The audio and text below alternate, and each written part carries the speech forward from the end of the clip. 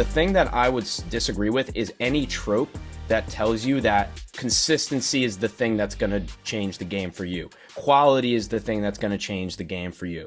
You know, anything where it's one of these one track mind sort of solutions, consistency might have made it for your business in your market, but that has no bearing on essentially anything else. So I've said it, and I've been this person, you probably have too, where we say these things of consistency, you have to have consistency, or you have to have quality, or you have to have this or that. It's never one thing. So if anybody's telling you the answer is one thing, whether they're telling you it is one thing or it's definitely not one thing, right?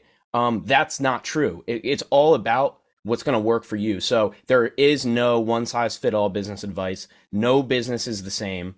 Even from one McDonald's to another McDonald's, it's not the same, right? So, yeah, I think those tropes and kind of that one track mind thinking of like, you need to do this, it just doesn't really apply to all businesses. It can't.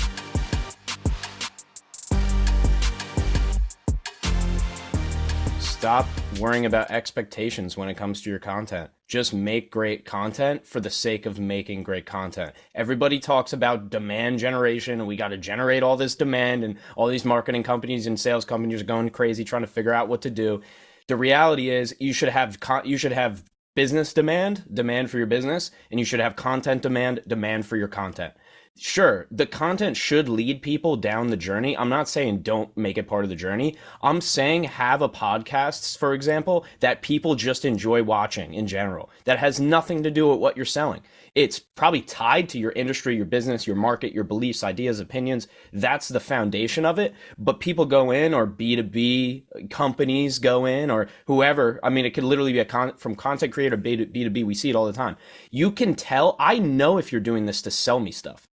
That's going to immediately make me tune out. And I'm not stupid. As a consumer, whether it's B2B, B2C, B2B2C, I don't care whatever terms you want to use. Like I said, they don't apply to what I do. They don't help me. But if you want, you can use all the terms you want. But at the end of the day, like, just make demand for your content. Like I was telling you off call, I'm trying to just incorporate more of me into the content, more of my story. Even if you're a 500 employee business, you should be doing that. So I think drop the expectations and really go into this with a mindset of, how do I just make this content great for a certain ideal audience member, ideal listener, or whoever can take value from it.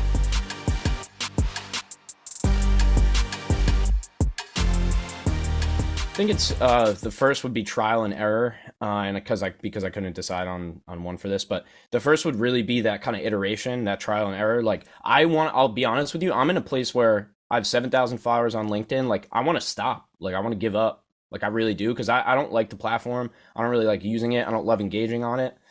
It's working really well, but like, and I'm just speaking for transparency here and like how I feel. But if I just went with how I felt, then I wouldn't have any results, right? So I'm going to trial and error and keep doing what I've been doing on LinkedIn for the last 3 or 4 years and just figuring out what works. And really having a balance between, like I said, maybe making a little more content that gets less views and less likes, but more content that I like to make, right? So trial and error to find what gets results and also works for me. And then number two, I just have a genuine curiosity in people. Like if we stop this call, if we don't end it at a certain time, once this recording's finished, we're just going to chop it up. We were just talking about fitness for 5 minutes before. I just love people, man. Like everything in life I get from people. It's my favorite thing. I think there's two types of people. I think there's people where they're in a room full of other people and it drains their energy. They want to go home. They want to be by themselves. There's other people like myself who people give me energy. I can be tired and lazy and I don't want to do anything, and I can connect with somebody and literally reinvigorate my energy for the next 8 hours. So that's the type of person I am. But really, one is more business, that trial and error, and the other is more personal, really that genuine interest in people, which has been, I don't want to say I'm successful, but any success I have had has definitely came from that.